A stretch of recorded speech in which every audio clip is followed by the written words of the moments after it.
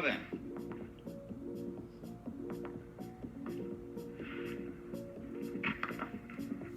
let's go back to the fundamental assumption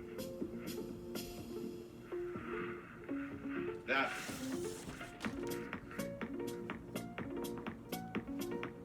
all people, and this also includes all beings whatsoever, but we're talking mainly, of course, about human beings.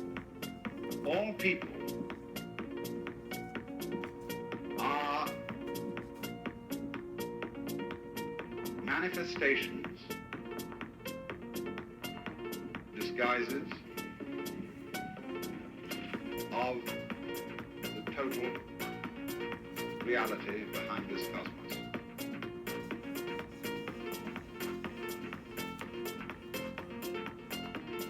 And that if that is so, there are not any mistakes.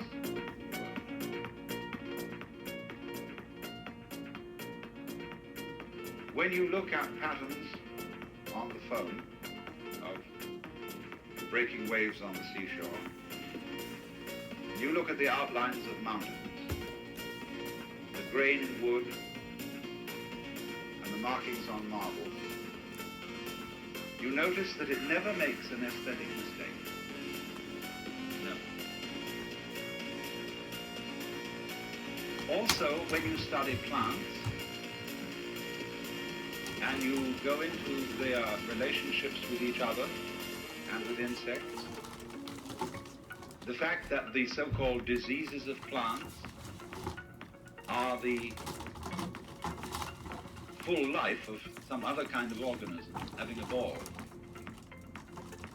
And you see this complexly interrelated world, and you realize that it all hangs together.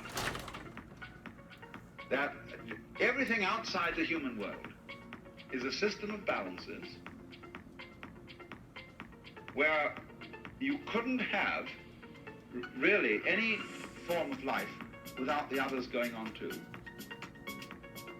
There have to be friends and there have to be enemies.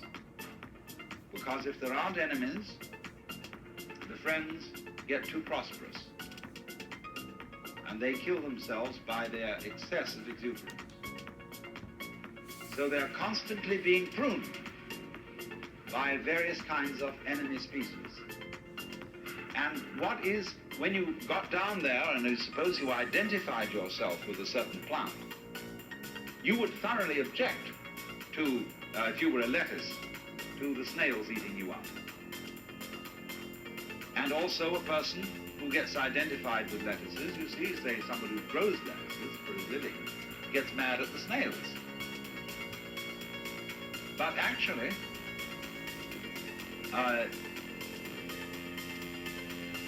lettuces need snails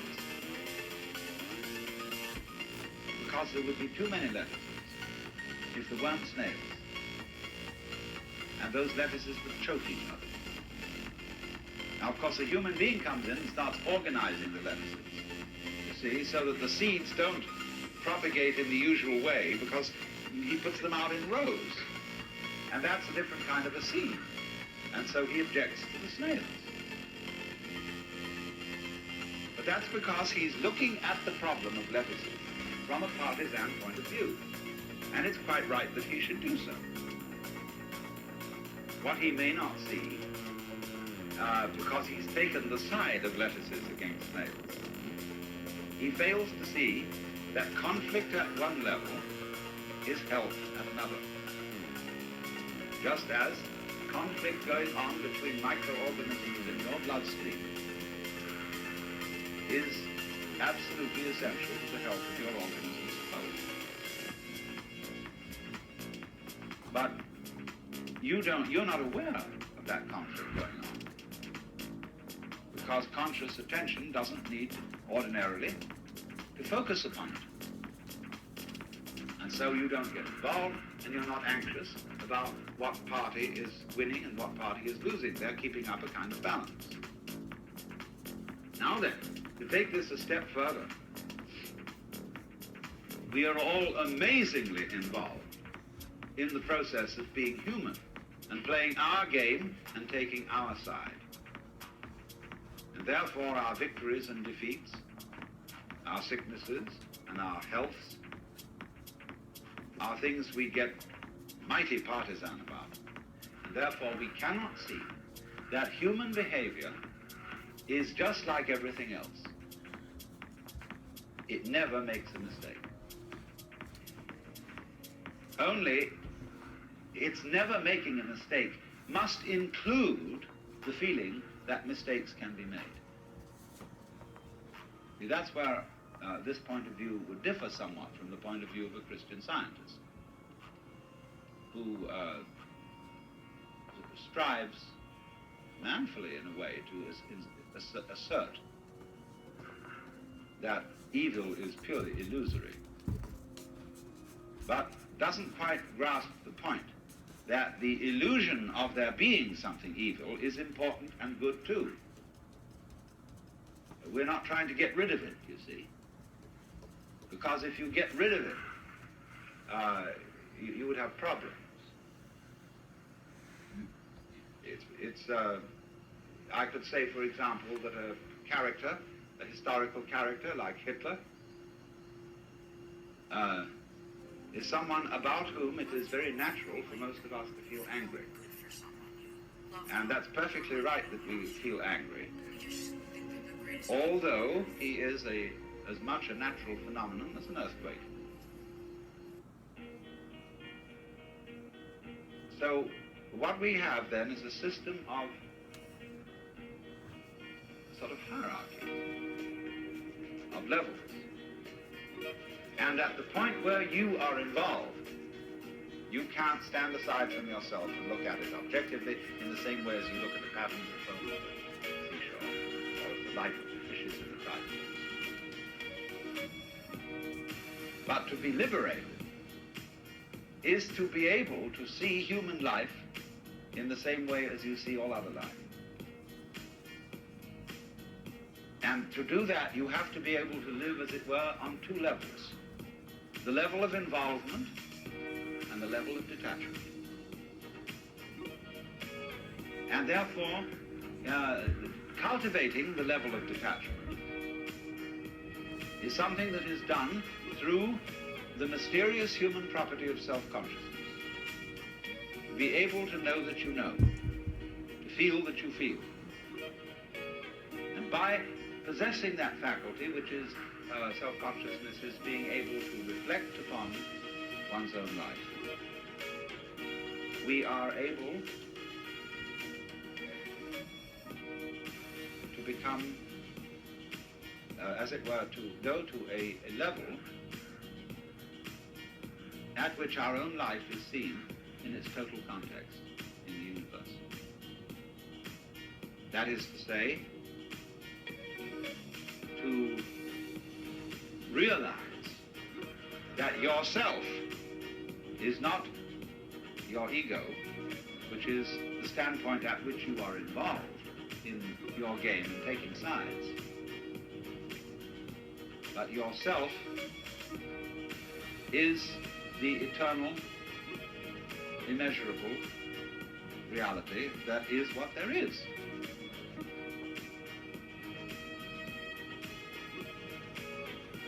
Only the difficulty here is that this capacity of self-consciousness, although it is that which enables us to awaken,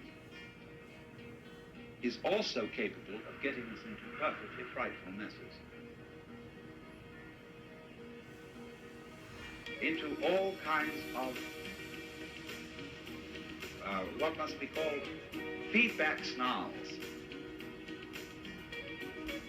where you know that you know. You can think about thinking, and the moment you can think about thinking, you can think whether your thinking was right or not. Did it come off? Did I do the right thinking? Then you start to worry. Then you start to worry about the kind of thinking you are doing about thinking. And so builds up our peculiar human anxiety. When these creatures that are not self-conscious behave, They behave spontaneously. They just go zoom, zowie, and do what they have to do. And so if it doesn't work, they die.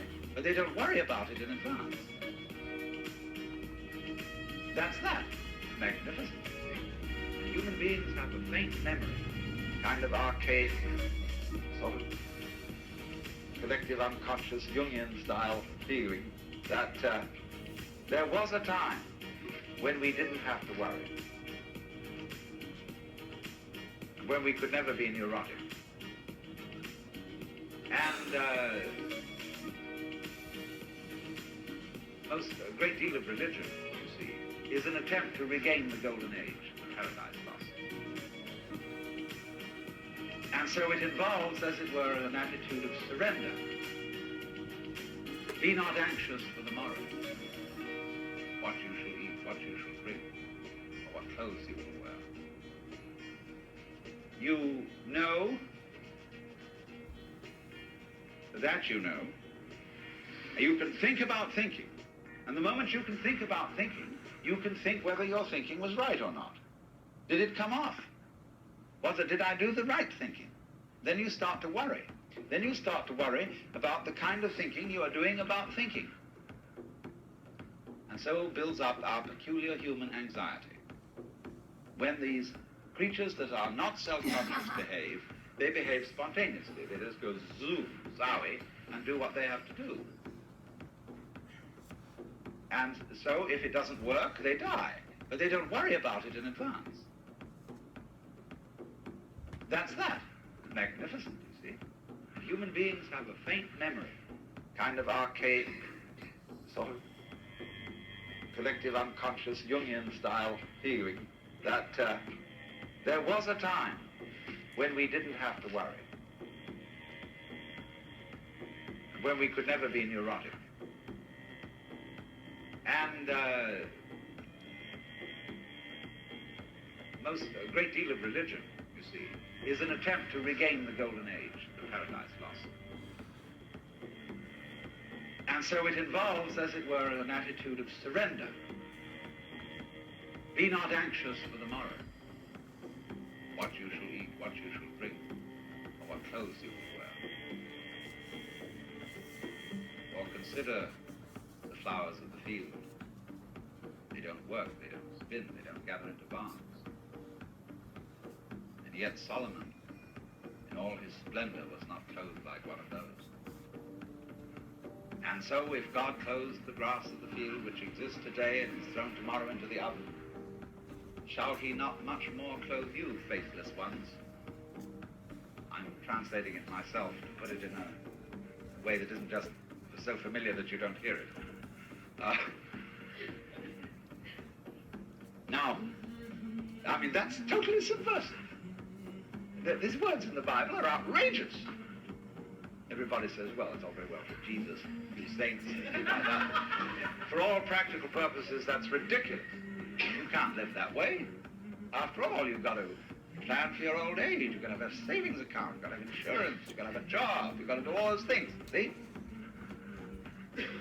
So you have to think about that. Why can't I do that? So you see, in this way, the human being comes to reflect upon himself and begins to see that there's something wrong. Now, there isn't. But it's right that he should feel that something is wrong, because it is through this that his capacity for self-knowledge and self-consciousness develops. So you see, there is the sense that somehow or other at some time there was a fall, a point at which we became unnatural. There's a great deal of worry going on about this now because of the rise of the computer. You know this? This is terribly interesting. That a new form of intelligence, you see, is coming to the world, which is in certain directions vastly superior to human intelligence. And people are beginning to worry like anything about whether the machines are going to take us over. But we've got to realize that machines aren't... See, machine is becoming a dirty word. just a machine, mere machinery, you see? But actually, there has grown out of us, through these things, enormous electronic circuits that are new forms of life. And these are all connected with us. They're not separate from us. They're not something like a different order of beings that might come from some other planet and conquer us. The whole development of the electronic minds and brains that we have are new cortexes. See, the cortex overlaps the original central brain.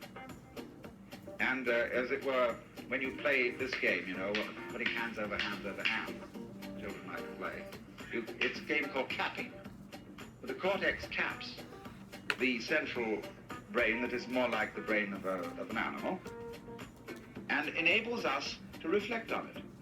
Now, all this machinery that we are making is an extension of our brain and is a new kind of life. But it worries us. And when we start to do that, we get the feeling something is going wrong. There has been a fall. There has been a mistake. And exactly the same sensation you see is anciently connected with the development of self-consciousness in the cortex. Something went wrong.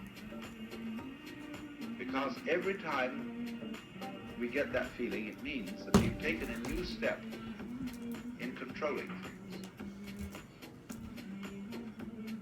Instead of relaxing and letting our wings fly us like a moth or a bird, we now have these jet planes where we have an elaborate system of anxious people, morning, noon, and night, checking it that those things go right.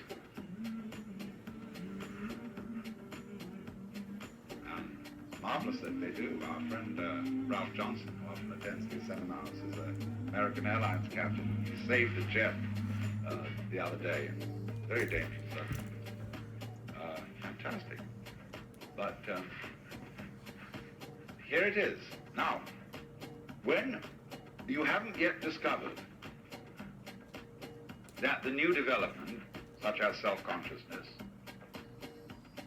is really a new form of nature, like a branch coming out of a tree, which is a kind of a new development of the trunk. And it's something just as healthy and just as splendid as that. Then you begin to reproach yourself and say, oh dear, I am awful. You begin to be alienated, you see, from your own center. But do you understand that being alienated from your own center is a form of, a way of stepping apart so that you can see yourself? Now that's important. That is resonance. See, when you sing in the bathtub, you find you've got a better voice than when you sing in a non-resonant room. Because you've got a little echo. You mustn't get too much echo. But just a little echo is resonance. And that's more fun, because it's more conscious. If you're happy and you don't know you're happy, see, you're not as happy as if you know you're happy. But if you know you're happy, you may spoil it by getting anxious about it. So, this self-consciousness is a kind of resonance.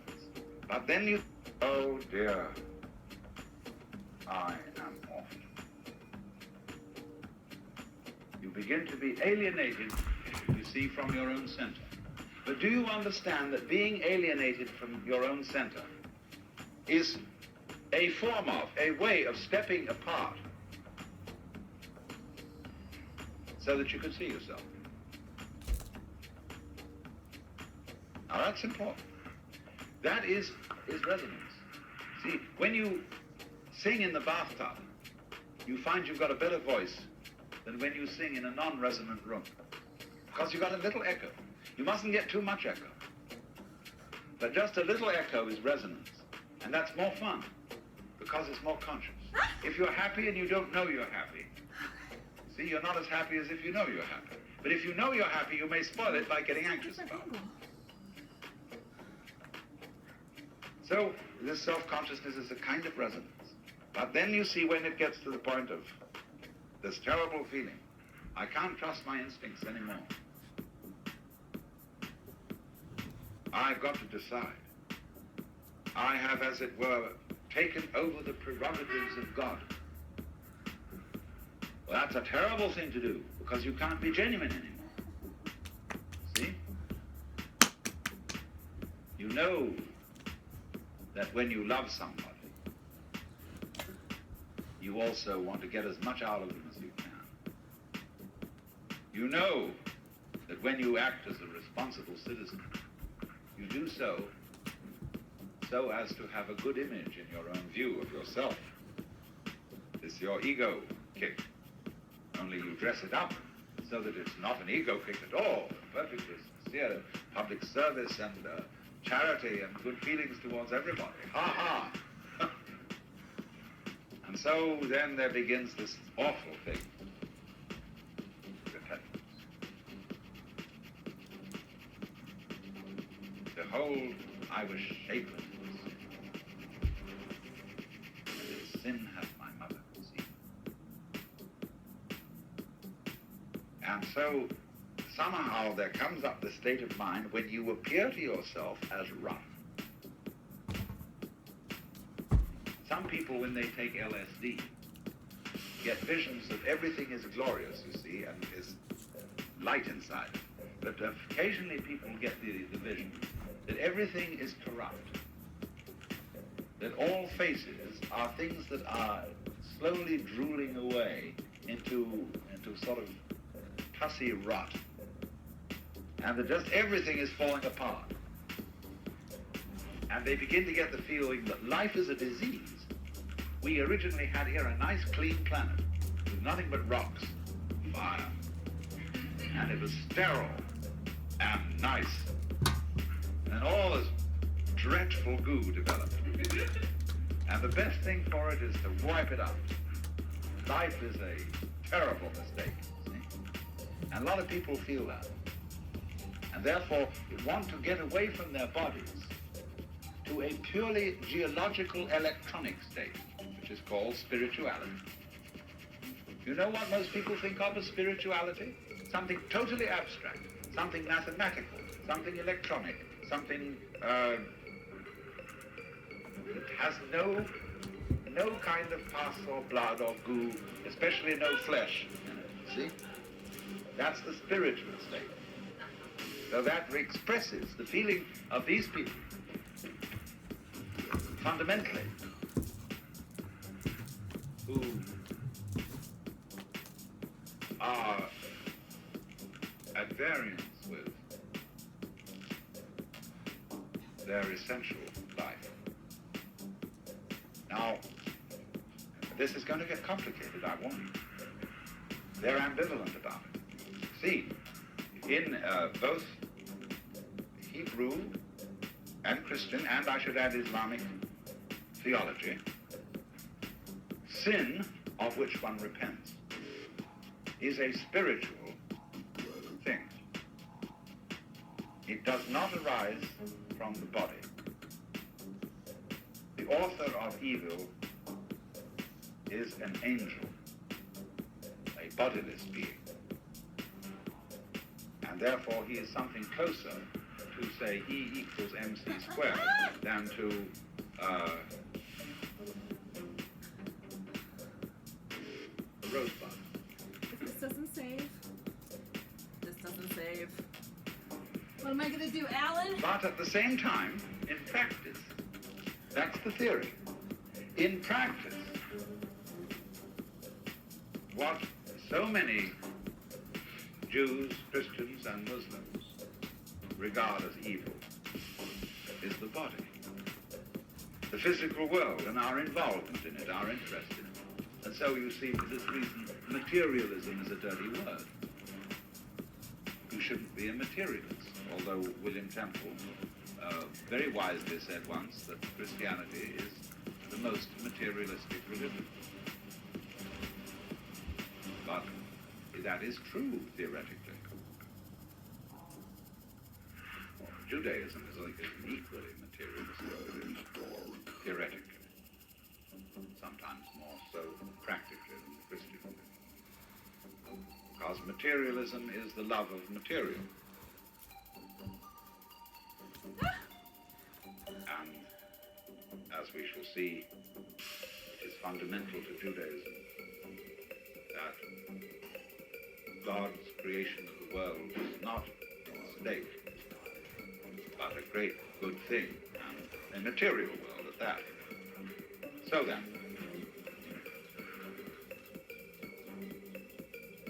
you can see what I'm pointing out to you is this: how ambivalent we are. We say that evil is spiritual, and yet we treat it as if it were fleshly.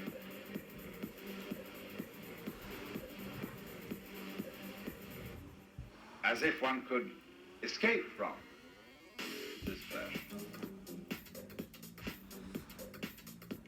The spirit is willing, but the flesh is weak.